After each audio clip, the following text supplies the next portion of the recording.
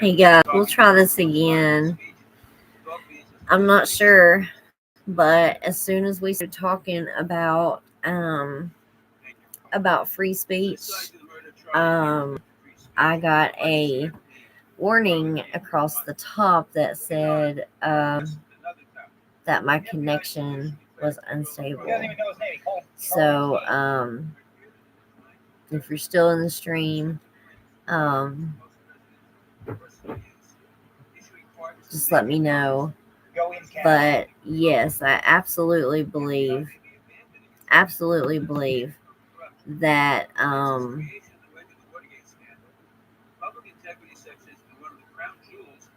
absolutely do believe that that's what is in the play, is our speech and our free speech. Our for some reason, as soon as we started talking about free speech, there was a yellow warning came across the screen, and it said, "Your connection is unstable. We are working on it." I've never had that happen before. First of all, I am working from a new laptop, so I'm not real familiar with it and its ways. But as soon as we started talking about free speech and how we feel like that's what's next, I mean, that's crazy. But that it froze up right while we're talking about that.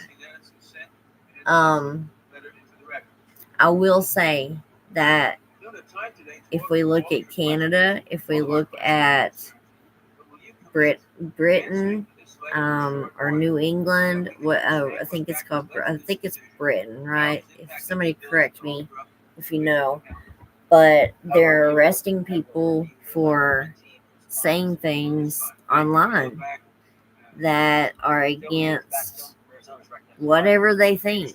I mean, they just pop up at your house and arrest you.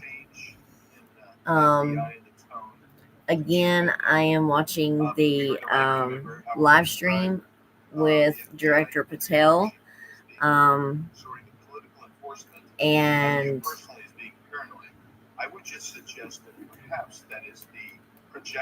they are discussing the Tyler Johnson, I think is his name. I want to refer to something that I'll turn it back over to that for a second. By, Senator Grassley.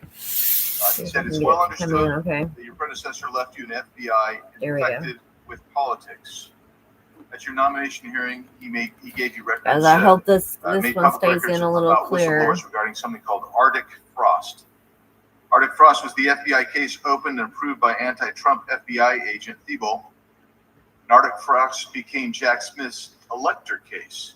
This still has nothing to do with Tyler Johnson. Just an electoral matter. In fact, and I don't believe that it's live because I can fast forward through it. Yeah, it's not. There's no way that it's live. I think what dawned on so many people is that everyone I think knew that Charlie Kirk had said something kind to them, had lifted them up when they were at either a low point in their career or at no point in their career. When you saw so many people conveying their stories with Charlie, you saw a sort of a connection across hundreds and thousands of people that you knew he meant something to you, but you didn't know that he had somehow found the capacity to be that sort of meaningful inspiration for so many people. I think that's why there's sort of a dawning on people and a reflection in the last couple of days that's been so meaningful to see. When you look at the conduct that has taken place by Jimmy Kimmel, it appears to be some of the sickest conduct possible. As you indicated, there are avenues here for the FCC, so there are some ways in which I need to be a little bit careful. So it could be called ultimately to be a judge on some of these claims that come up, but I don't think this is an isolated incident. I mean, you go back to Representative Swalwell, and he had a tweet out last week where he was saying that, emphasizing that Charlie Kirk's killer was a straight white male from a Republican family that voted for Donald Trump. In some quarters, there's a very concerted effort to try to lie to the American people. I just don't understand that about the nature, as you indicated, of one of the most significant newsworthy public interest acts that we've seen in a long time. And what appears to be an action by Jimmy Kimmel to play into that narrative that this was somehow a MAGA or Republican motivated person. If that's what happened here with his conduct, that is really, really sick. And I've been very clear from the moment that I have become chairman of the FCC.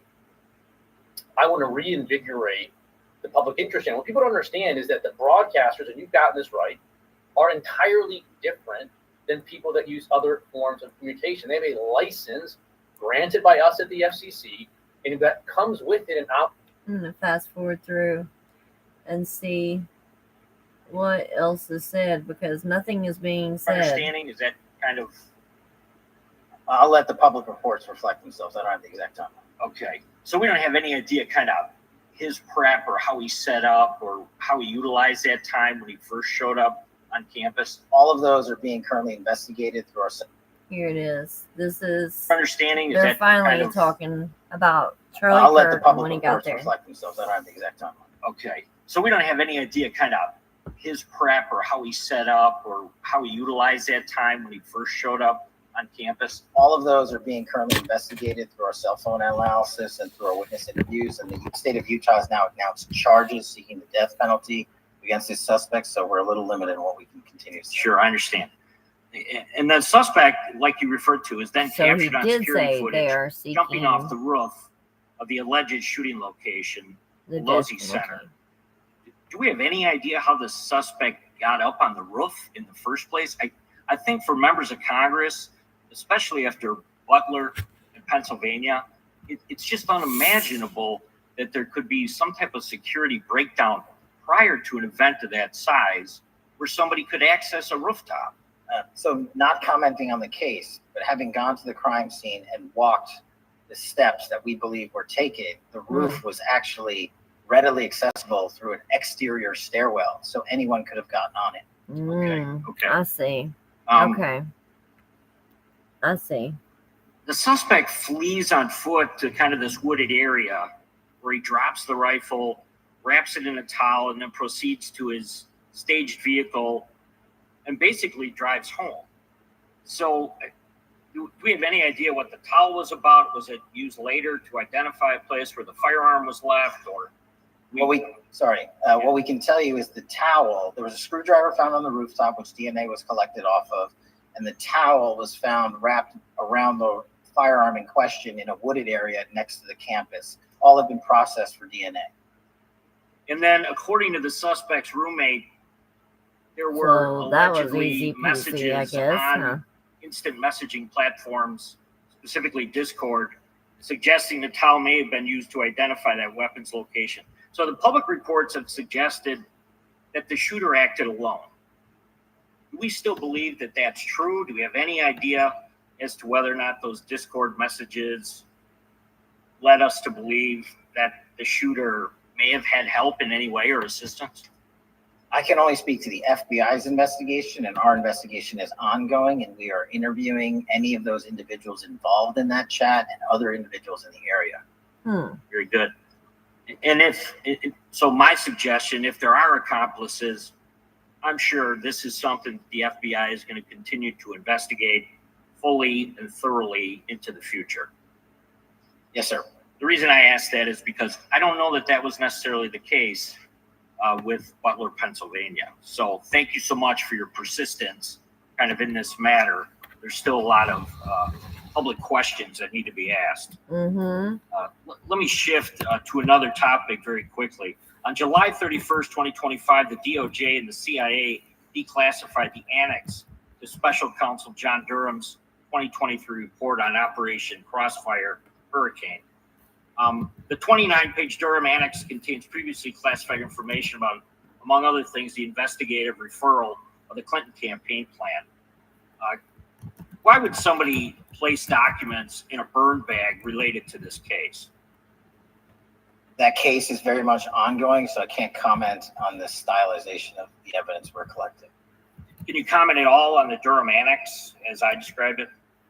The Durham Annex, which has been publicly released thanks to the FBI's commitment to transparency, is one of the documents that's being utilized. And in general terms, speaking for burn bags, sir, a burn bag is what you use to put classified documents into generally, because that is literally how you destroy them. So it appears that efforts were made by the Clinton campaign to reach out to the FBI agents or the Clinton sympathizers in the intelligence community in order to lead more credibility to the Clinton campaign plan. There we go. Do you think that's an accurate characterization? Again, I'm not going to characterize that material because it's part of an ongoing investigation. Thanks for being here today. I yield back. Gentleman yields back. Gentleman from California is recognized. Thank you, Director Patel, for being here today. The FBI searched Jeffrey So he Epstein's did Manhattan mention- residence. He Correct? did mention I the believe death that happened in penalty 2000. for Tyler 18. Johnson. I think there was He two did locations. mention that. 2019, and in that residence, the FBI found a safe. Correct? I don't have the catalog of evidence in front of me. In that residence, the FBI found a safe. Correct? Why are we talking accept your about representation. Epstein? And in that safe, Why the is he FBI back to found Epstein? topless and lewd photographs of girls. Correct? Again, sir, I'll accept your representation. I don't know. Thank you. Why are we back to All Epstein? over the media at the time. There's a New York Times article that says Jeffrey Epstein is indicted on sex charges as discovery of nude photos is disclosed, dated July 8th, 2019. And the Times reports a trove of lewd photographs of girls was discovered in a safe inside financier Jeffrey Epstein's Manhattan mansion. Author Michael Wolff has conducted numerous interviews of Jeffrey Epstein. I'm going to play for you a video clip of what Michael Wolff said Epstein told him was in the safe and what he showed the author was in the safe. So let's please play that clip now. Elected. And I was sitting talking to Epstein, and he said, "Wait a minute, I got to show you something." And then he went into his safe, and he came out with photographs. They were Polaroids, I think, and he kind of spread them out like playing cards, and it was Trump. I mean, I think there were a dozen of them, and it was Trump with girls of an uncertain age at Epstein's Palm Beach house, where all of the things that he would ultimately be accused of took place. And I remember very vividly 3 of them. There are 2 in which Trump is, the girls, topless girls, are sitting on Trump's lap. Why are we And back then a on third the in which he Epstein has thing when a this was stain supposed on to the be? front of his pants. Oh my And gosh! the girls are kind of pointing at it, sort of bent over. I want to know something. Melania Trump has sued the Daily Beast for broadcasting that sick, lying bastard. His name's Michael Wolff. The Daily Beast has had to print a full and total retraction and delete all podcasts with him. Wow! And delete all of the sourcing and evidence. Wow! Allow Cash to continue. But I need to frame how thick it is that they are playing a Michael Wolff clip here in Congress. That Issue is would have been brought to light by multiple crazy. administrations and FBI investigators over the course of the last 20 years. Well, you know what? That's just not true because no one knew about the creepy birthday message that Donald Trump wrote to Jeffrey Epstein until the Wall Street Journal disclosed it. And then all of a sudden, the Epstein estate provides it to Congress. Well, So certainly, you weren't there at the search. You don't know what Epstein may or may not have done with those photographs even prior to the search. Maybe someone has it. Maybe the Epstein estate has it. You raise a great point. So I'm going to ask you, have you asked to talk to Michael Wolff? You raise a great point. I haven't personally asked to talk to Has the Michael FBI Wolff, asked? but the you interview Michael FBI, I'll get back to you if the FBI So specifically Michael hasn't has ever. about 100 hours of testimony. Jeffrey Epstein, wouldn't it be good for the FBI to interview Michael Wolff? I'm not saying they haven't. I just don't know. Has FBI subpoenaed the tapes that Michael Wolff has conducted of Jeffrey Epstein? I don't know. All right. So if you could provide us an answer, that would be terrific. Sure. Well,